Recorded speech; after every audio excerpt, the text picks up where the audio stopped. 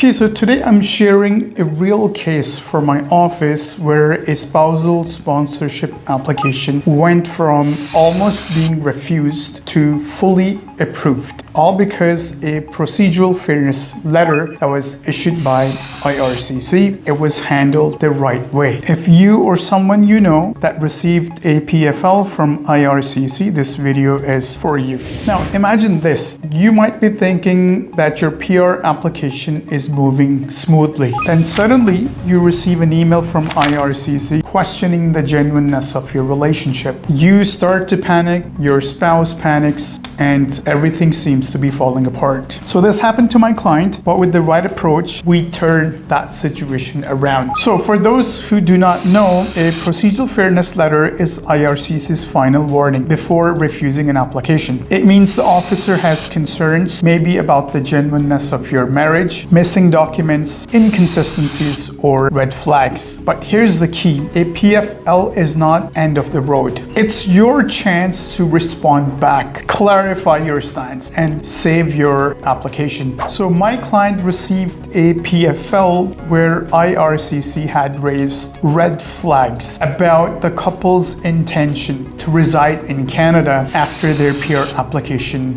is approved. So they came to my office extremely stressed and concerned. So here's what we did. We carefully reviewed every line of that procedural fairness document to understand the doubts of the immigration officer. It could be communication gaps, cultural differences, it could be timelines or documentary inconsistencies. We drafted a detailed letter addressing each and every concern of the visa officer in the PFL, of course, respectfully and with clear documentary evidence. Now, the visa officer had concerns about their intention to reside in Canada, so we asked the sponsor to submit his updated G license, and then we had asked him to submit his active bank accounts in Canada. We had asked him to submit his payments made to hydro and gas in Canada. We had also asked him to submit an employment letter, notice of assessment, and bunch of other documents.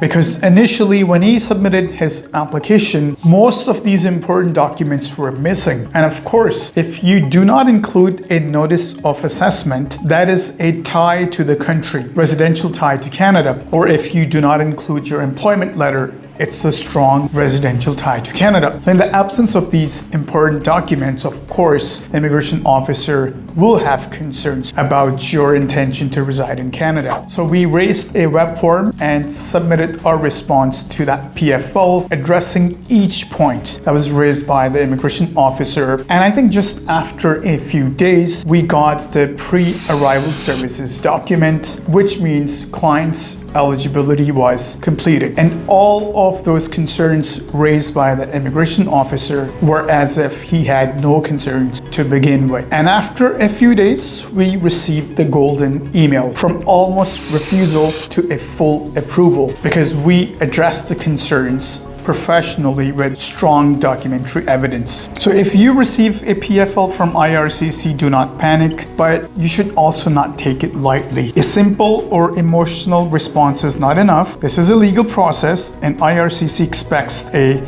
structured, evidence-based explanation. Your case can still be approved, just like my clients, but you need the right strategy. If you need any sort of professional help on your spousal sponsorship application or any other Canadian immigration application, I'm a licensed Canadian immigration consultant based in Toronto, Canada. You can book an appointment at the given link here. We'll have a detailed chat about your personal and professional profile, in which we'll do a complete assessment to see where you stand. And of course, we will let you know how to move forward. Anyways, that's it for now. We'll come back with more updates. Thank you.